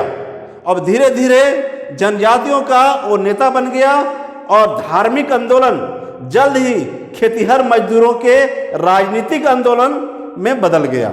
जहां पहले धार्मिक शिक्षा देते थे, धर्म के बारे में बताते थे, नैतिकता के बारे में बताते थे कि सादगी से रहना है, अहिंसा करना है, लेकिन अब बिरसा मुंडा ने इस नीति को त्याग करके धीरे धीरे अब क्या है, अंग्रेजों के खिलाफ, जमींदारों के खिलाफ, साहूकारों के खिलाफ, दिकुओं के खिलाफ ये क्या किए, अब अपना आंदोलन हिंसात्मक रूप से शुरू कर दिए। साथ बिरसा मुंडा अब नेता बन गए और धार्मिक आंदोलन जल्द ही खेतिहर मजदूर के राजनीतिक आंदोलन में बदल गया।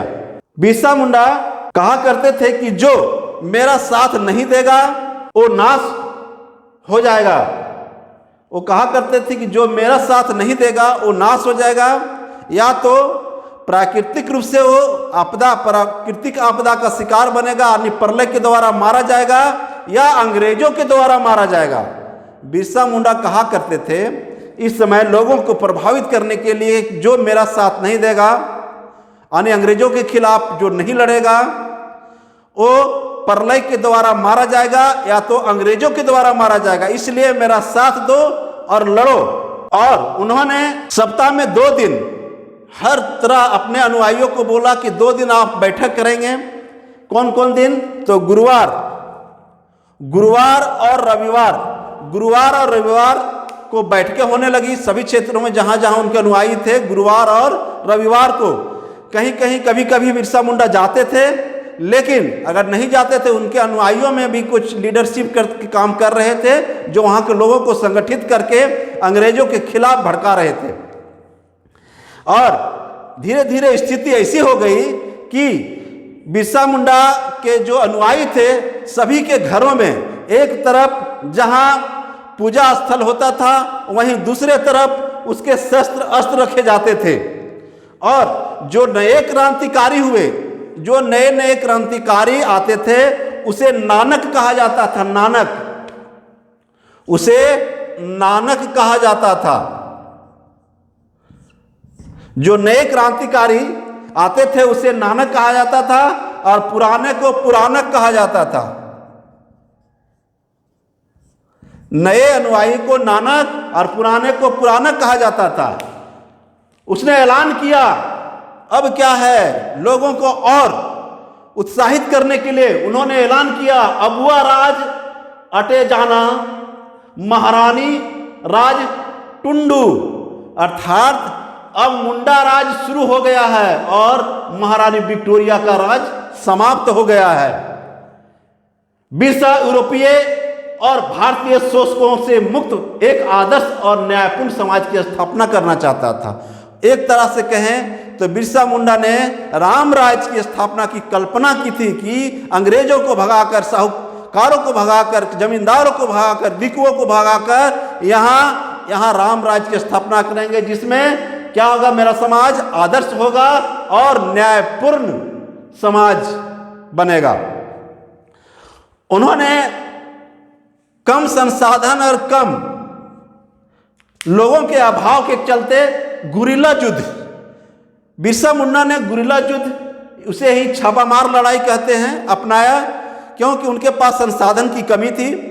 अंग्रेजों के खिलाफ वो तीर और तलवार के बल पर लड़ रहे थे और अंग्रेजों के पास अति आधुनिक हथियार थे, इसलिए उन्होंने गुरिल्ला युद्ध अपनाया, छुप छुप के। गुरिल्ला युद्ध होता क्या कि झारखंड वैसे भी पठारी क्षेत्र है, जंगलों झाड़ियों में छुप छुप कर अचानक अंग्रेजों के सेनाओं पर हमला करते थे, तो गुरिल्ला युद्ध अपनाया। गुरिल्ला युद्ध मराठों ने भी अपनाया था। अब देखेंगे बिरसा मुंडा ने नारा दिया उस समय जब आंदोलन चल रहा था, अबुआ दिसुम अबुआ राज, अर्थात हमारा देश हमारा राज, ये नारा था। आंदोलनकारियों का नारा था अबुआ दिसुम अबुआ राज, अर्थात हमारा देश हमारा राज। आंदोलनकारियों द्वारा गाए जाने वाले गीत है, अब ध्यान देना है, वो गीत है कटोंग बाबा कटोंग, साहेब कटोंग कटोंग, रारी कटोंग कटोंग। कटोंग बाबा कटोंग, साहेब कटोंग कटोंग, रारी कटोंग कटोंग, अर्थात काटो बाबा काटो, यूरोपियों को काटो काटो, दूसरी जातियों को काटो काटो, यूरोपियों के साथ साथ जमींदारों और जो साहूकार थे, भिक्षु थे, उसे भी काटो। आंदोलन की षड्यंत्र की आशंका से बिरसा को गिरफ्तार करने के लिए सरकार की षड्यंत्र चलने लगा। अब देखो आंदोलन इतना धीरे धीरे तेज पकड़ने लगा, जिसके कारण अंग्रेजों ने देखा कि ये क्या है कि अंग्रेजों के खिलाफ बिरसा जो भटका रहा है सभी को, ये क्या है, हमारे लिए सिरदर्द बनते जा रहा है। इसलिए क्या है, सबसे पहले बिरसा मुंडा को गिरफ्तार करो, उसके अनुयायियों को गिरफ्तार करो। और इसी के चलते बिरसा मुंडा को गिरफ्तार करने के लिए 22 अगस्त 1895 तक सरकार ने बिरसा को गिरफ्तार करने का निर्णय लिया। इस 22 अगस्त 1895 तक सरकार ने बिरसा को गिरफ्तार करने का निर्णय लिया। यहां ध्यान देना है, 22 अगस्त 1895 तक सरकार ने बिरसा को गिरफ्तार करने का निर्णय लिया और धारा 353 और धारा 505 के अधीन गिरफ्तार का वारंट जारी कर दिया गया। 24 अगस्त 1895 ईस्वी को 24 अगस्त 1895 ईस्वी को पुलिस विभाग के डिप्टी सुपरिटेंडेंट, उस समय के जो डिप्टी सुपरिटेंडेंट थे कौन, G.R.K. मेयर्स, ये याद रखना है, G.R.K. मेयर्स द्वारा चलकद में 3 बजे दिन में उन्हें गिरफ्तार कर रांची लाया गया। पहली बार बिरसा मुंडा को कब गिरफ्तार किया गया था, 24 अगस्त 1895 में, 1895 में। और गिरफ्तार करने वाला अधिकारी कौन था, डिप्टी सुपरिटेंडेंट G.R.K. मेयर्स। और कहां हुआ था गिरफ्तार, चलकद, चायबासा के बगल में है चलकद, यहां गिरफ्तार किया गया।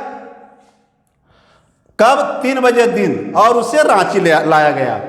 रांची लाने के बाद उसे कमिश्नर के सामने पेश किया गया। उसके बाद उसे सबसे पहले खूंटी भेज दिया गया, रांची से खूंटी भेज दिया गया। जब खूंटी भेज दिया गया और वहां जब उनके अनुयायियों को पता चला कि हमारा भगवान कहाँ है, तो सभी अनुयायी धीरे धीरे, जितने बिरसा पंथी के लोग थे, धीरे धीरे खूंटी जहां रखा गया था इन्हें, खूंटी जेल में, वहां पहुंच गए और भूखे प्यासे उन्होंने वहां धरना दे दिए, जिससे घबराकर अंग्रेजों ने इसे पुनः फिर रांची लाया गया। 3 महीना तक खूंटी जेल में रखा गया और जब 19 नवंबर 1895 को उन्हें कमिश्नर के द्वारा यानी अदालत के द्वारा दोषी ठहराया गया और 2 वर्ष की सजा, जब अदालत ने उन्हें 2 साल की सजा देती है, सुनाई गई 19 नवंबर 1895 को उन्हें दोषी ठहराया गया और 2 वर्ष की सजा और साथ में साथ 50 रुपये का जुर्माना भी किया गया। लेकिन उसमें शर्त रखा गया कि अगर 50 रुपये वो नहीं देते हैं जुर्माना, तब उनकी सजा में 6 माह और सश्रम कारावास बढ़ा दिया जाएगा। लेकिन लोगों के द्वारा फिर अपील की गई, हाई कोर्ट में अपील की गई, तब फिर ये 6 माह की सजा कम कर दी गई और 2 वर्ष की सजा को रखा गया। उसके साथ साथ बिरसा मुंडा के साथ साथ उनके अन्य अनुयायी भी गिरफ्तार किए गए थे, जिसे 20-20 रुपये का जुर्माना लगाया गया और नहीं देने पर 3 महीने सश्रम कारावास की सजा सुनाई गई। इन्हीं क्रांतिकारियों में ध्यान देना है, यहाँ इंपॉर्टेंट, इन्हीं क्रांतिकारियों में एक था धानी। धानी नाम का एक व्यक्ति था, यानी एक क्रांतिकारी था जो बिरसा मुंडा का सबसे, कहिए कि बिरसा मुंडा का सबसे बड़ा सहयोगी धानी। ये क्या करता था कि लोगों को तीरंदाजी की शिक्षा देता था ये धानी। तो इसे रांची से हटा करके इसे लंबे कारावास की सजा सुनाई गई, इसे भी धानी को, और इसे पलामू ले जाया गया। पलामू ले करके उसे एक बिरसा मुंडा को हजारीबाग जेल। अब यहाँ ध्यान देंगे, जब इन लोगों को सजा सुनाई गई, बिरसा मुंडा को सजा सुनाई गई और धानी को भी सजा सुनाई गई, तब यही 2 व्यक्ति जो लंबे समय के लिए कारावास की सजा सुनाई गई थी, धानी और बिरसा मुंडा को रांची से हजारीबाग जेल लाया गया। बिरसा मुंडा को जब सजा सुनाई गई, उसके बाद उसे हजारीबाग जेल लाया गया। लेकिन धानी को कहाँ ले गया गया? तो इसे पलामू थाना अंतर्गत मुरुडी गांव रहने के लिए भेजा गया। इसे पलामू भेज दिया गया और बिरसा मुंडा को हजारीबाग जेल लाया गया। रिहाई से पूर्व बिरसा मुंडा हजारीबाग से रांची जेल भेज दिया गया। उनकी गतिविधियों पर अब ध्यान देना है कि लगभग 2 साल होने चला। 95 में गिरफ्तार हुए थे और 97 में इनको रिहा करना था। अब ध्यान देना है कि इसी बीच जब बिरसा मुंडा जेल में थे, तब भयंकर अकाल उस समय भी पड़ा था। लोग क्या थे, एकदम भूखे प्यासे मर रहे थे।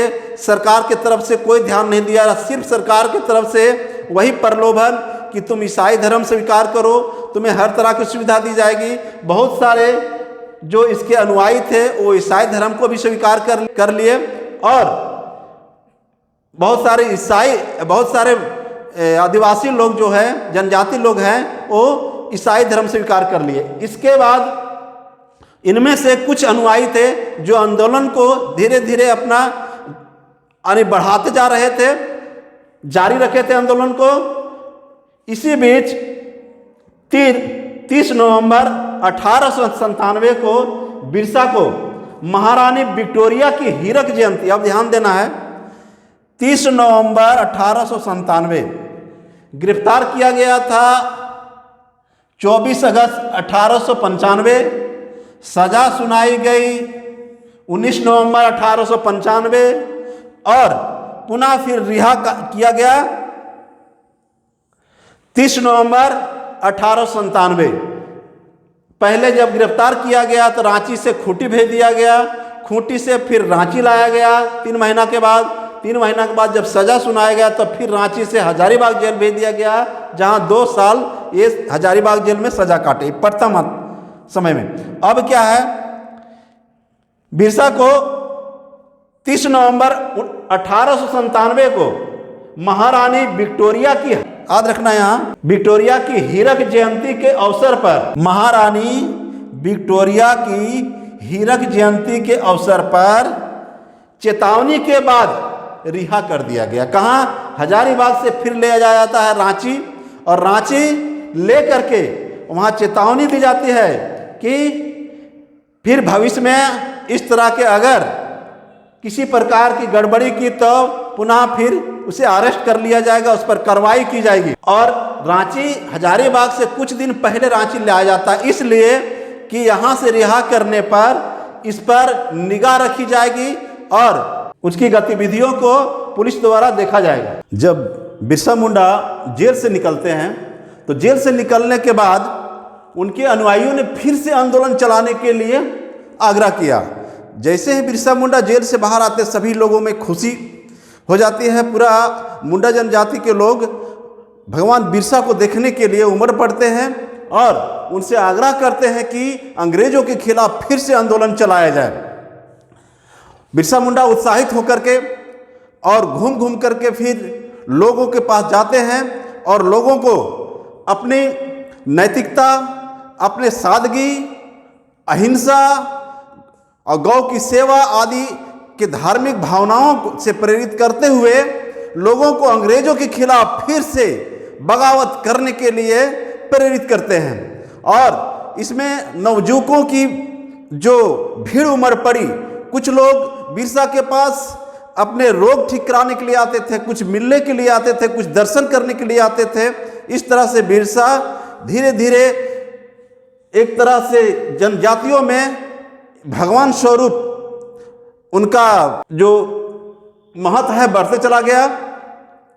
अब आगे देखते हैं कि आगे होता क्या है। इसी बीच मार्च 1898 में सिबुआ पहाड़ी पर एक बैठक बुलाई गई थी। सिबुआ पहाड़ी मार्च 1898 में सिबुआ पहाड़ी पर एक बैठक बुलाई गई, जिसमें 300 लोग पूरे अस्त्र के साथ, पूरे हथियार के साथ, धनुष, बाण, लाठी, भाला लेकर पहुंचे थे।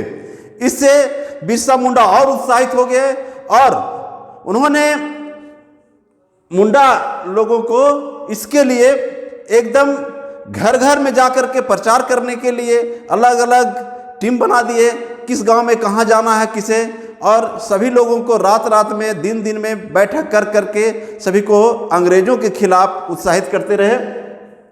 अब आगे 24 दिसंबर 1899 को विद्रोह के लिए घोषणा कर दी जाती है कि पूरे जितने भी मुंडा जनजाति के लोग हैं सभी मिल करके 24 दिसंबर 1899 को अंग्रेजों के खिलाफ, क्योंकि 25 दिसंबर को जो बड़ा दिन मनाया जाता है एक्समस डे, इसी को ध्यान में रखते हुए इन्होंने एक योजना बनाई और घोषणा कर दी कि अंग्रेजों के खिलाफ विद्रोह किया जाएगा।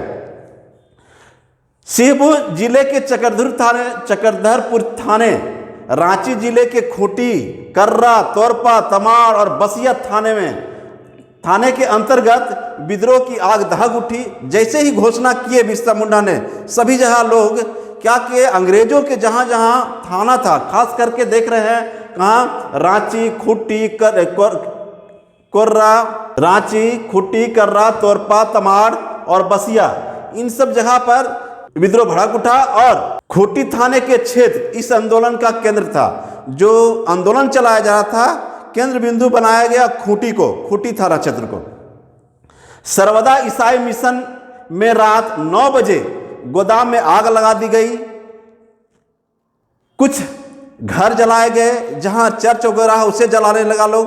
और पोड़ाहाट क्षेत्र में आग की घटनाएं सबसे ज़्यादा, जो आग की घटनाएं हुई, ईसाई घरों को आग लगा दिया गया, थाना का आग लगा दिया गया। ये सबसे ज़्यादा आग की घटनाएं कहाँ हुई थी?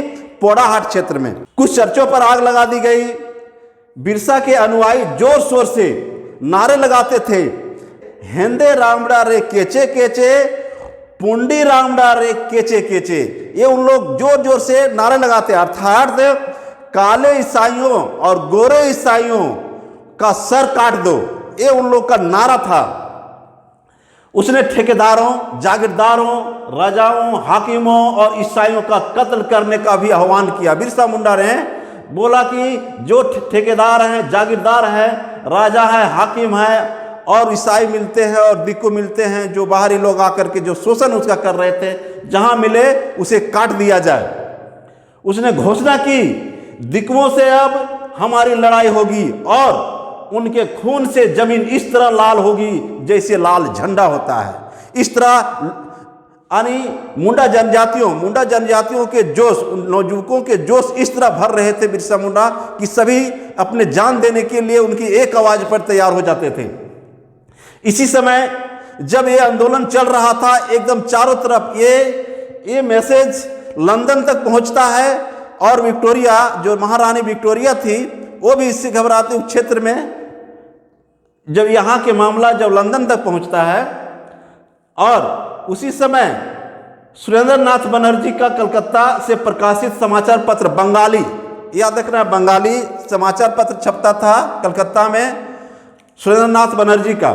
उसमें बिरसा पंथियों के समर्थन में समाचार प्रकाशित किया गया था कि बिरसा पंथी जो अंग्रेजों के खिलाफ आवाज उठा रहे हैं, आंदोलन कर रहे हैं, वो सही है।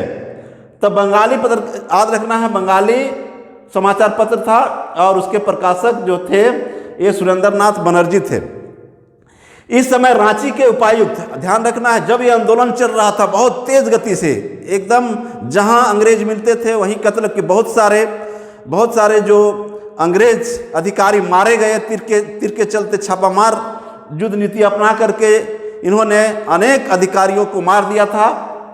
और इस समय रांची के उपायुक्त या कमिश्नर फोरबेस, जो कमिश्नर थे रांची के, वो फोरबेस थे और डिप्टी कमिश्नर स्ट्रीट फील्ड थे।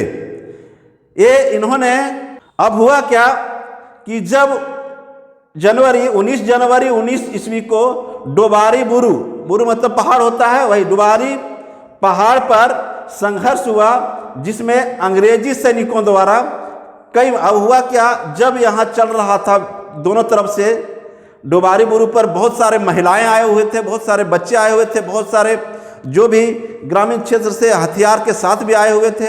अब अंग्रेज अधिकारी वहां पहुंचते हैं और एक बार वार्निंग देते हैं कि सभी कोई सरेंडर कर जाए वरना गोली चला दी जाएगी। लेकिन लोगों द्वारा ये बोला जाता है कि हम लोग मरने के लिए तैयार हैं लेकिन सरेंडर नहीं करेंगे। उसी में गोली चलाई जाती है, इसमें बहुत सारी महिलाएं और बहुत सारे बच्चे भी मारे जाते हैं। इसलिए इसे द्वितीय जालियांवाला बाग हत्याकांड की संज्ञा दी जाती है। याद रखना है, डोंबारी बुरु में जो घटना हुई थी इसी को द्वितीय जालियांवाला बाग हत्याकांड की संज्ञा दी गई है।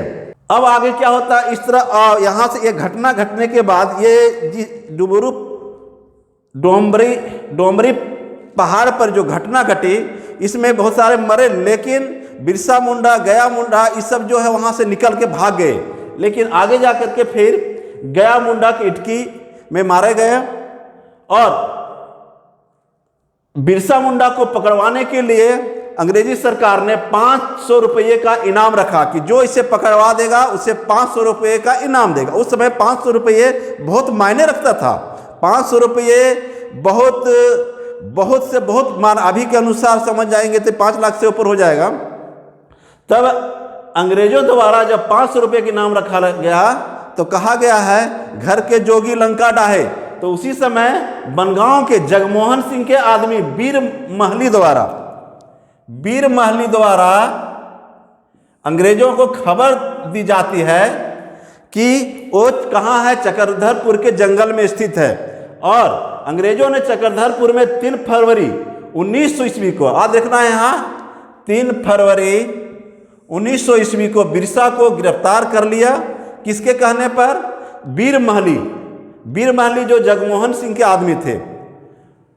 एक यही जगमोहन सिंह के आदमी जो आनंद पांडे थे, जिसके शिक्षा से बिरसा मुंडा महानता प्राप्त किया, लेकिन वही जगमोहन सिंह के आदमी फिर जो वीर महली था उसके द्वारा उसे गिरफ्तार आदि खबर देकर के गिरफ्तार करवा दिया जाता है। और जब इसे गिरफ्तार किया गया बिरसा मुंडा को और उसे रांची जेल में डाल दिया गया, रांची लाया गया। और धीरे धीरे जो इसके और अनुयायी थे जहां मिले वहां अपना आंदोलन चला रहे थे, लेकिन बिरसा मुंडा की गिरफ्तारी के बाद आंदोलन धीरे धीरे समाप्त होता गया। जहां 9 जून 1900 ईस्वी को कहा जाता है कि बिरसा मुंडा को कि अंग्रेजों द्वारा क्या है जेल में पॉइजन दिया जाता, धीरे धीरे पॉइजन दिया गया, उसके वजह से मिला। लेकिन अंग्रेजों ने ये घोषणा किया कि हैजा की वजह से उनकी मृत्यु 9 जून 1900 ईस्वी को हो जाती है, यानी वो उनकी सांस जो है रुक जाती है 9 जून 1900। ये अंग्रेजों के अनुसार था कि हैजा से मरा है। और उसके बाद 350 जो आंदोलनकारी थे उस पर मुकदमा चलाया गया, 3 को फांसी दी गई, 44 को आजीवन कारावास दिया जाता है। और मानकी मुंडा जो थी, गया मुंडा की पत्नी, उसे 2 वर्ष की कारावास यानी 2 वर्ष की सजा दी जाती है। इस तरह से एक महान आत्मा का अस्तित्व खत्म होता है, लेकिन उनके विचार आगे भी बढ़ता रहा और आगे जितने भी आंदोलन हुए बिरसा मुंडा के अनुयायी भी बढ़ाते गए और उससे प्रेरित होकर के उनका विचार बहुत दिनों तक मतलब वर्तमान समय तक कहें उनका विचार अभी भी लोगों के बीच फैला हुआ है। और इन्हीं के देन रहा जो झारखंड 15 नवंबर उनकी जन्म तिथि 15 नवंबर 2000 को झारखंड अलग राज्य के रूप में अस्तित्व, भले ही वो अपने आंदोलन के समय झारखंड को राज्य को अलग नहीं कर पाए, लेकिन 15 नवंबर उनका जन्मदिन पर 15 नवंबर 2000 को उनका आंदोलन अधूरा नहीं रहा और अलग झारखंड राज्य की स्थापना हो गई।